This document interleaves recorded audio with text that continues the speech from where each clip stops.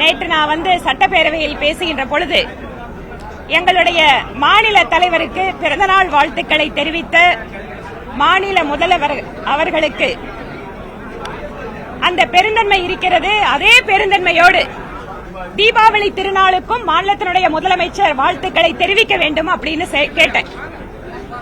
சட்டப்பேரவைத் தலைவர் அதை அவை குறிப்பிலிருந்து நீக்கிட்டார். தீபாவளி திருநாளுக்கு வாழ்த்துக்கள் தான் சொல்லல, தீபாவளி திருநாளுக்கு வாழ்த்துக்களை சொல்லுங்கள் என ஒரு சட்டப்பேரவை உறுப்பினர் கேட்டதை கூட சட்டப்பேரவை குறிப்பில் இருந்து நீக்குகின்ற அளவிற்குத்தான் திமுக அரசினுடைய நிர்வாகம் இருக்கிறது, பேரவைத் தலைவருடைய எதேச்சாதிகாரம் இருக்கிறது. இன்று நிதி நிர்வாகம் குறித்த தன்னுடைய பேச்சிலே மாநிலத்தினுடைய நிதியமைச்சர் ரெண்டு முக்கியமான விஷயத்தை நான் பார்க்கிறேன் அவரோட பேச்சில. ஒன்று அரசாங்கத்தினுடைய இயலாமை, இன்னொன்று மத்தியிலே இருக்கக்கூடிய மோடி அவர்கள் அரசாங்கத்தின் மீதான காழ்ப்புணர்ச்சி. இந்த இரண்டை தவிர அவருடைய பேச்சில் நான் வேறு எதையும் பார்க்கவில்லை. அவர் 7-8 விஷயத்தை குறிப்பிட்டிருக்கார். ஜல்ஜீவன் திட்டத்தில் நிதி நிறுத்தப்பட்டிருக்கிறது. ஏன் நிறுத்தப்பட்டிருக்கிறது? ஜல்ஜீவன் திட்டத்தில் ஏகப்பட்ட முறைகேடுகள். இந்த முறைகேடுகள் இருக்கின்ற காரணத்தால இதை சரி பண்ணி சரியாக ஆய்விற்கு பின்பாக மத்திய அரசு நிதி கொடுக்க வேண்டும் என நினைக்கிறது. ஆனா ஜல்ஜீவனுக்கு நிதி கொடுக்கல. அடுத்தபடியாக தேசிய நெடுஞ்சாலை திட்டங்களுக்கு நிதி கொடுக்கல. ஏன் கொடுக்கல? திரு நிதின் கட்கரி அவர்கள் கன்னியாகுமரியில குறிப்பாக தேசிய நெடுஞ்சாலை திட்டத்திற்கு அங்கு மண் எடுப்பதற்கு அந்த ஒப்பந்ததாரருக்கு அங்க வாய்ப்பில்லை, அவருக்கு ஒத்துழைப்பில்லை என்கின்ற காரணத்தால ஒப்பந்ததாரர் நான் வேலையை செய்ய மாட்டேன்னு போயிட்டார். இதெல்லாம் இருக்கக்கூடிய பிராக்டிக்கல் இஷ்யூஸ். ஆனா இங்க என்ன பண்றாங்க? தங்களோட தவறுகளை மறைப்பதற்கு, தங்களோட லஞ்ச லாவணங்களை மறைப்பதற்கு உடனே மோடி கவர்மெண்ட் பணம் கொடுக்கல. அதே போல ரயில்வே திட்டங்கள் அவர் ஒரு இன்னைக்கு என்ன பண்ணிருக்காருன்னா முழுக்க முழுக்க தமிழ்நாடு யூபி, தமிழ்நாடு யூபி.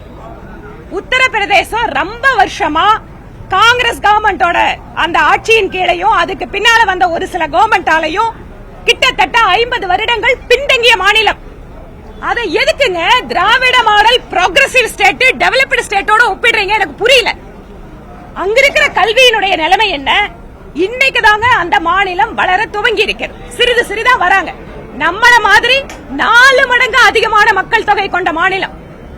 அப்போ யூபிக்கு கொடுக்கறீங்க, தமிழ்நாட்டுக்கு கொடுக்கல. தமிழ்நாட்டுக்கு என்ன கொடுக்கல? அதாவது கடந்த 10 வருடங்களாக கிட்டத்தட்ட 5.5 லட்சம் கோடி ரூபாய்களை மத்திய அரசு வரி பகிர்வாகவும் மாநில அரசுக்கு தனியாக கிராண்ட் இன் எய்டாகவும் கொடுத்திருக்கு. அது அவங்களே ஒத்துக்கிறாங்க. அப்படி இருக்கின்ற பொழுது நாங்க நிறைவேற்ற திட்டத்துக்கு நீங்க நிதி கொடுக்கல அப்படின்னு சொன்னா, ஒன்று உங்களுடைய, அதாவது உதாரணமா ஒரு கோயம்புத்தூர் மதுரை மெட்ரோனாரு மத்த ஸ்டேட்ல உடனே கொடுத்தாங்கன்னு சொல்றாரு.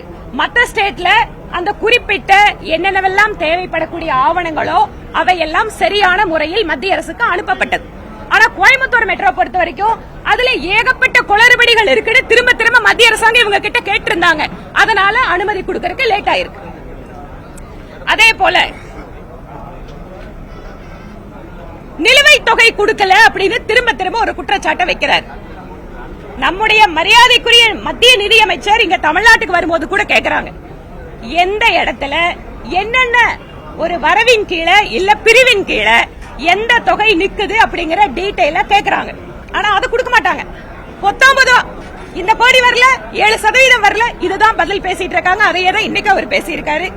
அதே போல பக்கத்தில் இருக்கக்கூடிய குஜராத் இல்ல கர்நாடகா இவங்களுக்கெல்லாம் நிதி கொடுக்கறன்னு பேசும்போது ரயில்வே திட்டங்களை பொறுத்த வரைக்கும் ஒரு 6-7 மாசத்துக்கு முன்னாடி திரு அஸ்வினி வைஷ்ணவ் ஒரு விஷயத்த சொன்னார். நாங்கள் புதிதாக ரயில்வே லைன் போடுறதுக்காக கேட்டோம்னா நிலம் எடுத்து கொடுக்க மாநில அரசு ஒத்துழைக்க மறுக்கிறது. தேசிய நெடுஞ்சாலைகளுக்கு மண் எடுக்கிறதுக்கு அங்க யாருக்கு பணம் கொடுக்கணும்னு தெரியல. பாவம் ஒப்பந்தக்காரருக்கு. அவர் மாவட்டத்தில் கொடுக்கணுமா, மாநிலத்தில் கொடுக்கணுமா, இந்த வீட்டுல கொடுக்கணுமா, இல்ல மாப்பிள்ளை வீட்டுல கொடுக்கணுமா தெரியல. அதனால அங்க மண் எடுக்கிறதுல அவங்க ரோடு போட முடியாம சிரமப்பட்டு இருக்காங்க. ரயில்வே திட்டங்களுக்கு நிலம் எடுத்து கொடுக்கறது இல்ல. ஆனா நிதி வரமாட்டேங்குது, திட்டம் வரமாட்டேங்குது. ஆனால் ரயில்வே, துறைமுகங்கள், கேஸ் பைப்லைன், இந்த மாதிரி ஏர்போர்ட், இந்த மாதிரியான தமிழகத்தினுடைய திட்டங்களுக்கு 6 மடங்கு அதிகமான நிதி காங்கிரஸ் ஆட்சி காலத்தில் இருந்ததை விட மோடி அவர்களுடைய அரசாங்கத்தில் கொடுக்கப்பட்டிருக்கிறது. அதனால் வரி வருவாயை நீங்க அதை உயர்த்துவதற்கும் அல்லது கடனை குறைப்பதற்கும் உங்ககிட்ட என்னங்க இருக்கு திட்டம்னு கேட்டா, அதை விட்டுட்டு மோடி அவர்கள் யூபிக்கு கொடுக்கிறாரு, மோடி அவர்கள் குஜராத்துக்கு கொடுக்கிறாரு, அங்க ஒரு திட்டத்தை நிறைவேற்ற சொன்னா இந்த மாதிரியான சிக்கல்கள் இல்லாம நிலம் எடுப்போம், மத்ததும் உடனே நடக்கிறதுக்கான வாய்ப்புகள் இருக்கு. இங்க திட்டத்தை கொடுக்கும் போது கூட அதற்கு ஒத்துழைப்பு இல்ல. ஏன் ஒத்துழைப்பு இல்ல? அதுல வேற ஏதாவது வர முடியுமான்னு பார்த்தோம்னா நிச்சயமா ஒத்துழைப்பு வராது. அதே போல நெடுஞ்சாலை திட்டங்கள் தமிழ்நாட்டுக்கு ஒண்ணு வரல, இதெல்லாம் புதுசா அறிவிச்சாங்க, வேற மாநிலத்துக்கு போகுது.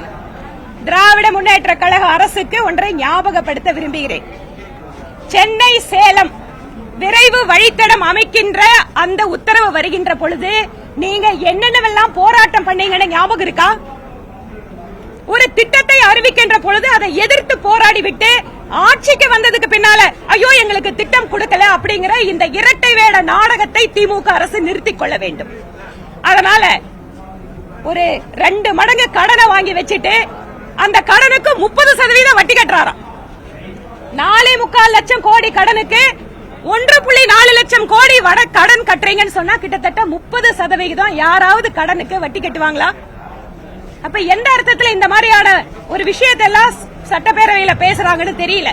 அதனால் அதிகமான இன்னைக்கு புள்ளி விவரத்தைப்படி 11% வளர்ச்சி கண்ட மாநிலம் அப்படின்னு தமிழ்நாட்டுக்கு பெருமை பேசுகின்ற நீங்கள் இன்னொன்றையும் சேர்த்து பெருமை தேடிக் கொள்ளுங்கள்.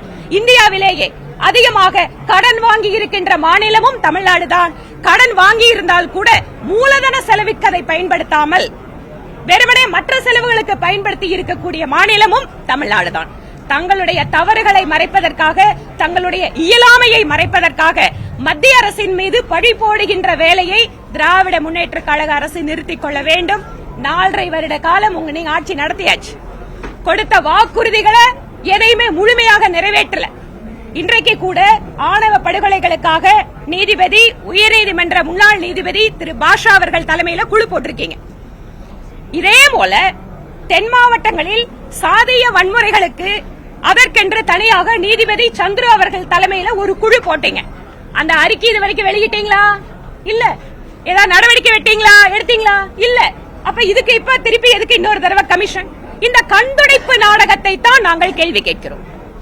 உண்மையாகவே பட்டியலினத்து மக்களுடைய மேம்பாட்டிற்காக வேலை செய்யாமல், தங்களுக்கு கிடைத்த வாய்ப்பை பயன்படுத்தி அந்த மக்களுடைய வாழ்க்கை தரத்தை உயர்த்தாமல் பேர் மாற்ற வேலை, கமிஷன் அமைக்கிற வேலை மட்டும்தான் திமுக திராவிட மாடல் அரசு செய்து கொண்டிருக்கிறது. அதே போல ஸ்பெஷல் பேக்கேஜ், கொரோனாவுக்கு பின்பாக எல்லா மாநிலத்திற்கும் ஸ்பெஷல் பேக்கேஜ் 50 வருட காலத்திற்கு அவர்களுக்கு வட்டியில்லாத கடன் கொடுக்கப்பட்டது. அதை நீங்க அவைல் பண்ணிக்கலாம். தமிழ்நாடு கவர்மெண்ட் அது எவ்வளவு வேணாலும் கேட்டு வாங்கிக்கலாம். இதுவரை 17,189 கோடி ரூபாய்கள் மத்திய அரசு தமிழகத்திற்கு கொடுத்திருக்கிறது. டெல்டா மாவட்டத்தில் இந்த வருஷம் 13 மடங்கு குறுவை சாகுபடி விளைஞ்சிருக்குன்னு சொல்றாங்க. அதுக்கான குடோன் கட்டாததுக்கான காரணம் என்ன சொல்றாங்கன்னா, மத்திய அரசு செறிவூட்டப்பட்ட அரிசிக்கான விதங்களை கொடுக்காததுதான் நெல் குறுவையை அரைக்க முடியல, அதுதான் காரணம். அதனால எதிர்க்கட்சி தலைவர் கேட்கும்போது நீங்க தான் கூட்டத்தில் இருக்கிறீங்களா, அதுக்கான அனுமதியை வாங்கி கொடுங்க. நானும் அமைச்சர் சொன்ன பதில கேட்டேன். அதாவது சேமிப்பு கிடங்குகள் அப்படிங்கிறது மாநில அரசு ஏன் அதுக்கு 100% FDI இருக்கு. மத்திய அரசு 100% FDI சேமிப்பு கிடங்குகளை கொடுத்திருக்கு. ஆனா அந்த சேமிப்பு கிடங்குகளை எல்லாம் வெளிநாட்டு முதலீடுகளை கூட கொண்டு வந்து அதை கட்ட முடிகின்ற அந்த வாய்ப்பை பெற்றிருக்கக்கூடிய இந்த கவர்மெண்ட் அதை விட்டுவிட்டு அதை தனியாரும் கொண்டு வரலாம், கவர்மெண்ட்டும் கொண்டு வரலாம், ஹைபிரிட் மாடலையும் பண்ணலாம். ஆனா அதையெல்லாம் விட்டுட்டு இவங்களோட சொந்த கம்பெனிகளை சினிமா தாங்க எடுத்துட்டு இருக்காங்க. விவசாயிகளை பத்தி கவலைப்படுறாங்கன்னா இவங்களே பிரைவேட் பார்ட்னர்ஷிப்ல இவங்க கிட்ட இருக்கிற இத்தனை நிறுவனத்துல முதலீடு பண்ணிருக்கலாம். செறிவூட்டப்பட்ட அரிசி அப்படிங்கிற விஷயத்தை பொறுத்த வரைக்கும் செறிவூட்டப்பட்ட அரிசி அந்த நாம கொடுக்கின்ற உணவு விநியோக திட்டத்தில் கலக்கின்ற அரிசிக்கும் சேமிப்பு கிடங்குகளுக்கும் எந்த சம்பந்தம் கிடையாது.